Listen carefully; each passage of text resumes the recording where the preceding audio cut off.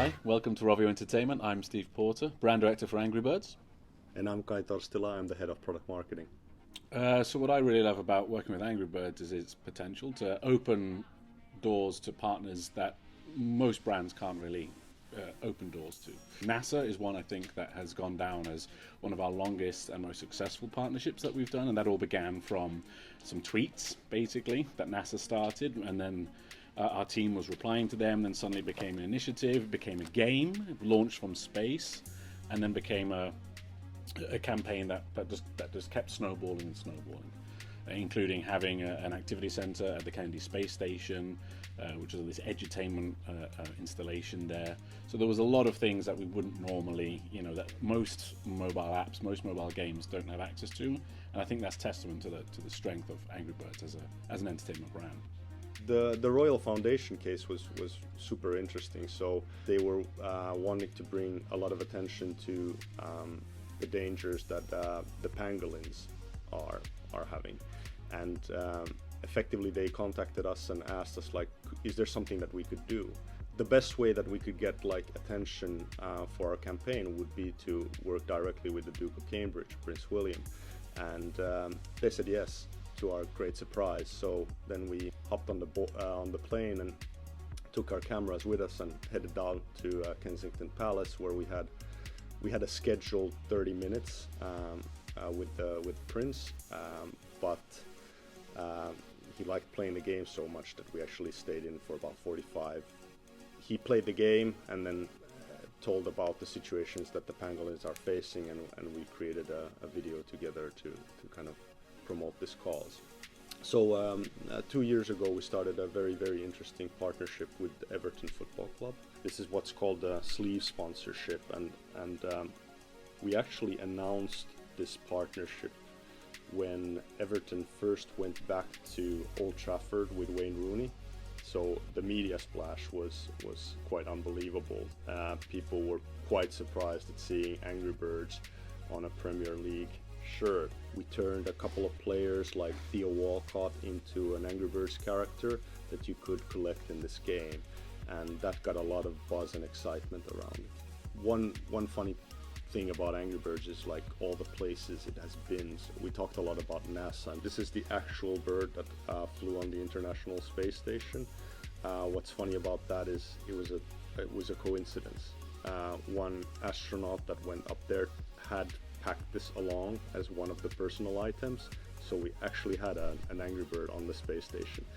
I don't know the exact figure, but it would have been in the millions to transport something up there. A couple of examples that are quite fun are the White House.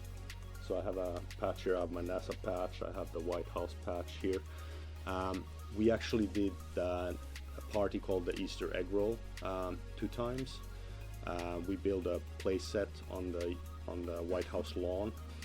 I think that's probably the first time anyone kind of built like an amusement park type of activity on the White House lawn.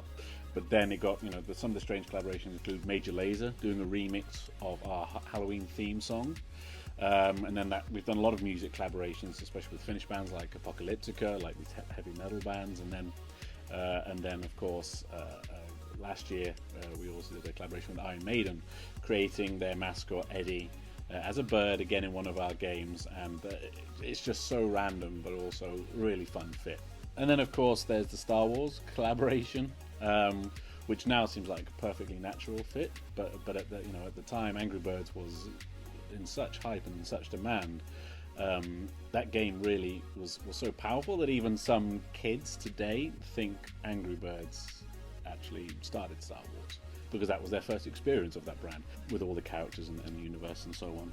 Now it was pretty tricky because the birds don't have hands, so like they really literally had to use the Force to manipulate the light swords. Floating lightsabers like this. Yeah. When we work with a brand like Angry Birds, and we sit in this small corner of Scandinavia, it's frozen for half of the year and you forget the world's out there sometimes. But it's amazing when you actually get out there and you can go to some really strange corners of the world and you realize, oh wow, Angry Birds is actually a pretty massive thing. There's kids on the beach in hats and t-shirts playing. There's there's parents in the cafes having a quick go on Angry Birds 2 or something. That really does motivate us to keep going and keep striving, going for the next big thing with Angry Birds. Yeah.